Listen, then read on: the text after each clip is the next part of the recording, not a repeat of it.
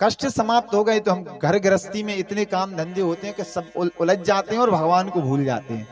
और यदि कष्ट आ जाए तो हा राम, हे राम, हु राम, फिर तो पूरे एक एक जितने भी नाम है सब बोलेंगे, हा हु निकलती ही रहती है। और दुख रहेगा तो प्रभु की याद आती ही रहेगी, सुख रहेगा तो भगवान को भूल जाते हैं। सुख के माते सिल पड़े जो हरि हृदय से जाए, बलहारी बा दुख की जो पल पल नाम जपाए। वो दुख, वो सुख से बढ़कर वो दुख है जिसमें तुम्हारी याद रहती है। और जहां भगवान आपकी याद नहीं होगी तो वो सुख किस काम का, फिर तो हम आपको भूल गए। और ये बात निश्चित है, सत्य है, लिख लें आप पत्थर की लकीर। हम सुख में रहेंगे तो ये समझो हमारे पुण्य नष्ट हो रहे हैं इस समय। क्योंकि जिस व्यक्ति ने पूंजी नहीं जोड़ी और खर्च करता ही चला गया तो सब समाप्त हो जाएगा। थोड़ी पूंजी भी जोड़ते रहे, थोड़ा खर्च भी करो। जैसे कुएं में जल रहता है, आप उसको उलीचते रहोगे तो नया पानी भी आता रहेगा और जो है दुर्गंध भी नहीं आएगी, जल में सड़ेगा भी नहीं। वैसे ही ये धन है, ये पूंजी है, राम नाम पूंजी खर्च करोगे तो ये तो और बढ़ेगी। परंतु इसे ये लोग सबसे कम खर्च करते हैं। ये खर्च करने पर बढ़े, उससे कम खर्च कर रहे हैं। रुपया पैसा फिर देखो, कोई घर में उत्सव हो तो फिर तो 10-10 नचेंगे यहाँ के, बोलो राधे राधे। तो ये जीवन में आप याद रहे कि आप सुख में हैं तो ये समझो हमारे पुण्य नष्ट हो रहे हैं, आप दुख में हैं तो आपके पाप नष्ट हो रहे हैं। इसलिए सुख दुख का ये चक्र चलता रहता है। भगवान विपत्ति पे विपत्ति इसलिए देते हैं क्योंकि जिसमें एक कष्ट सहन करने की, एक विपत्ति सहन करने की शक्ति है, वे 2-4 कष्ट और सहन कर लेंगे। आप लोग तो ये समझते होंगे, भगवान तो ये समझते हैं, देखो बताओ गरीबी में गीला आटा होना, अब ये तो सब कह देते हैं, पर गरीबी में गीला आटा होने का तात्पर्य क्या है? भगवान ये चाहते कि ये इसका एक पाप नष्ट हो रहा है तो जितने भी इसके पाप हैं सब नष्ट कर दें जल्दी जल्दी, ताकि इसके जीवन में फिर खुशियां भर दें। परंतु हम ये रोते चिल्लाते फिरते हैं कि बताओ भगवान ने हमारा कहाँ गरीबी में गीला आटा कर दिया है। कुंती माता समझदार है। देवी कुंती ने कहा कि माधव यदि तुम कुछ देना चाहते हो तो हमें विपत्ति और दुख दीजिए ताकि तुम्हारी याद बनी रहे। क्योंकि संसार में सबसे कठिन भगवान को याद करना ही हो जाता है। जीवन में सबको याद कर लेंगे, सब याद आ जाएंगे थोड़े थोड़े करके, परंतु भगवान याद आना बहुत कठिन होता है। भगवान की याद नहीं आ पाती है। इसलिए हे प्रभु, हे माधव, हमें दुख चाहिए। तो भगवान ने कहा कि देवी बुआ जी, जो हमारे पास है ही नहीं वो हम कहाँ से दे दें। आप मेडिकल पे जाके मांगो कि भाई जल्दी से ये किराने का सामान, ये 1 किलो गुड़ और चाय पत्ती शक्कर जल्दी जल्दी पैक करो, तेल। अब मेडिकल वाला कहेगा भाई दिमाग खराब है तुम्हारा, ये सब तो किराने की दुकान पे मिलता है, वहां जाइए कठाली में।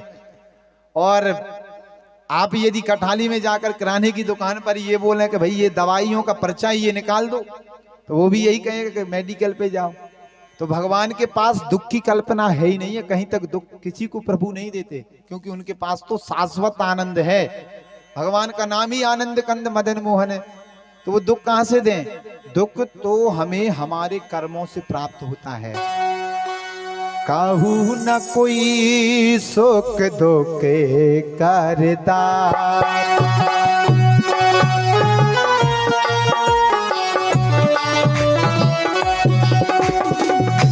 काहू न को सुख दुख करदाता, निज कृत कर में भोगे सब घाता।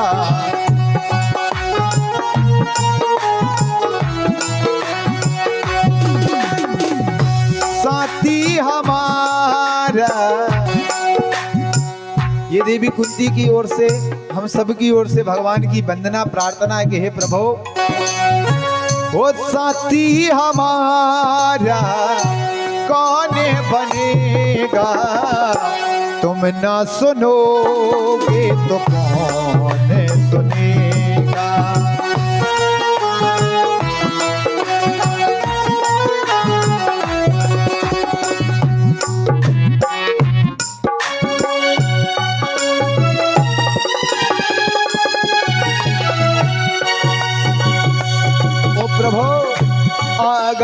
दर पे तेरे सुनाई हो जाए, जिंदगी से दुखों की विदाई हो जाए।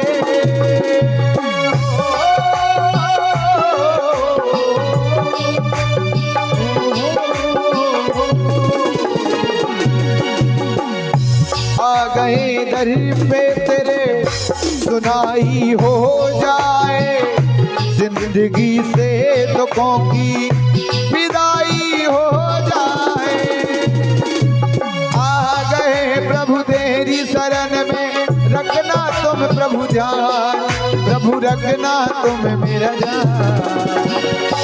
हमें तुम्हारे तेरे ही रहेंगे, तुम ना सुनोगे तो कौन सुनेगा।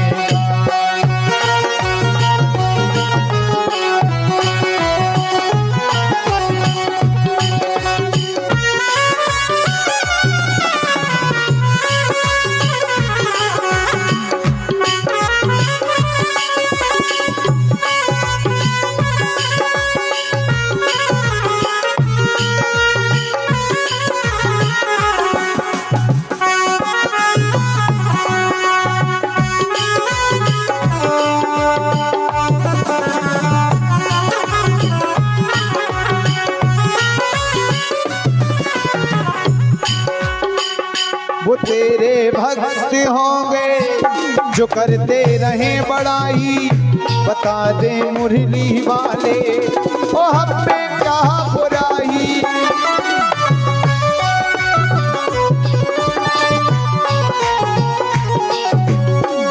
वो तेरे भक्त होंगे जो करते रहे बड़ाई, बता दे मुरली वाले ओ हम में क्या बुराई।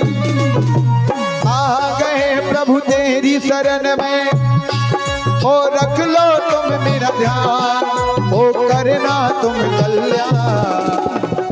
हमें तुम्हारे तेरे ही रहेंगे, तुम ना सुनोगे तो कौन सुनेगा।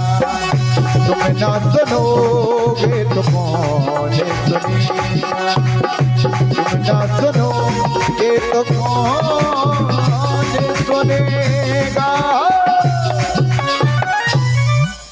बोलो राधा कृष्ण भगवान की जय हो। इस प्रकार दुख कहाँ होता है, कह हनुमंत विपत प्रभु सोई, जब ताऊ सुमरन भजन न होई। हे प्रभु, दुख वहां होता है जहां पर ना तो तेरा जाप होता है। राम जी से कह रहे हैं कि ना प्रभु आपका जाप होता है, ना आपका सुमरन होता है, ना आपका भजन होता है, वहां पर ज्यादा दुख होता है। अन्यथा जीवन में विपत्ति नहीं आती, कष्ट नहीं आता। और कष्ट तो ये जीवन के अंग हैं। तो भगवान ने बहुत समझाया, समझाने पर देवी कुंती की आज्ञा मांगकर भगवान 6 महीने तक वहीं हस्तिनापुर में वास किए। एक दिन पितामह भीष्म के पास गए समस्त पांडवों को लेकर। पितामह भीष्म ने युधिष्ठिर जी महाराज को राजनीति, राष्ट्रनीति और समस्त प्रकार की नीतियों का ज्ञान दिया। भगवान को पास बुलाकर कहा, अर्जुन महाराज से कहने लगे कि हे अर्जुन, तुम जानते हो ये कौन है? तो अर्जुन महाराज ने कहा कि हाँ बिल्कुल मैं जानता हूं, ये हमारे वसुदेव जी के पुत्र श्री वासुदेव श्री कृष्ण हैं। तो पितामह भीष्म मुस्कुराने लगे कि जो मैं कह रहा हूं वो तुम नहीं जानते, कि महाभारत में जितने भी योद्धाओं को मारा इन्होंने ही मारा है। महाभारत में समस्त प्रकार की शक्ति, समस्त प्रकार के अस्त्र शस्त्र यही थे। बस इन्होंने अपनी कृपा दृष्टि गऊओं पर डाली थी, बछड़ों पर, ग्वाल वालों पर डाली थी। तो जो ग्वाल वाल कालिया के विष के कारण, जहर के कारण वो मर गए थे, अचेत हो गए थे, वो दृष्टि डालने से ही सब जीवित हो गए थे। और इन्होंने ही अपनी दृष्टि महाभारत के युद्ध में हम सब कौरवों पर डाली थी, तो इनने सबकी आयु खींच ली थी, हरण कर ली थी। तो ये ऐसे कृपा पात्र हैं। तो इनकी कृपा दृष्टि ही, भगवान की कृपा दृष्टि सदा हमारे ऊपर बनी रहे। इसलिए तो कहते हैं कि सन्मुख होए जीव मोए जबहि, जन्म कोट आगे ना सहे तबहि। इसलिए तो भगवान के सम्मुख जाना चाहिए हमें। हम कहते हैं घर में ही मथुरा काशी है तो अच्छी बात है, परंतु भगवान की दृष्टि तुम्हारे ऊपर पड़ जाए, इसलिए भगवान के सम्मुख हम जाएं। तो उस समय भगवान की कृपा दृष्टि जो है पितामह भीष्म के ऊपर पड़ी, मुस्कुराने लगे। पितामह भीष्म हाथ जोड़कर विनती करते हुए बोले कि हे प्रभु, आपकी दिव्य स्वरूप को आप मुस्कुराते रहिए, क्योंकि अब मेरे जाने का समय है। तो भगवान ने कहा कि बताओ कि अब जाने का समय हो रहा है और कहीं इन्हें इच्छा मृत्यु का वरदान प्राप्त है, ऐसा ना हो कि इनका मरने का प्रोग्राम कैंसल हो जाए।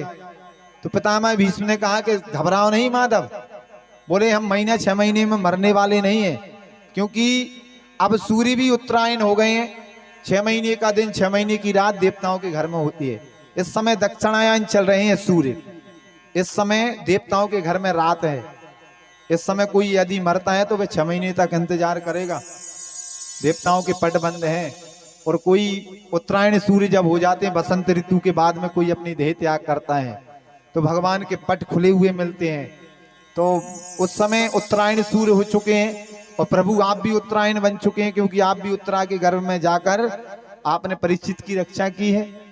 और हे प्रभु, अब मेरे जाने का समय हो गया है, इसलिए पुष्प तो है नहीं है। भागवत में पुष्पताग्रह छंद में, क्योंकि भागवत में भी अलग अलग छंद हैं, पुष्पताग्रह छंद है, इसमें मेरे शब्दों की अब इति है। इति का अर्थ ये होता है समाप्त हो जाना, इसके बाद में अब मैं कुछ नहीं बोलूंगा। भगवान की वंदना करने लगे पितामह भीष्म। इतिमति रूप कल पिता भी तृष्णा, भगवती सतवत पुंगे भी भुमनी।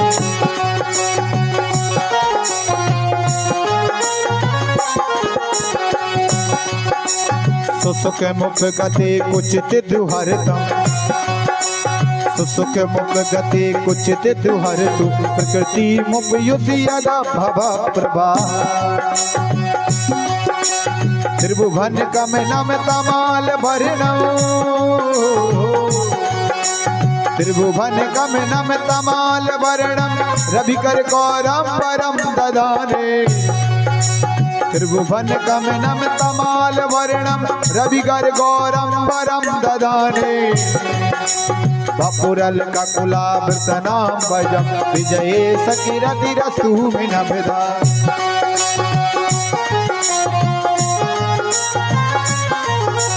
ललित गति विलास बल गुहासा, प्रणय निरीक्षण कल्पित रोमाना। कृत मन कृत बद उन्मदांधा, प्रकृति गण गिलियस गोप बधवा। इतिमति रूप कल्पिता वितृष्णा, भगवती सतवत पुंगे भी भुमनी। पितामह भीष्म ने भगवान श्री कृष्ण की दिव्य वंदना की। हे प्रभु,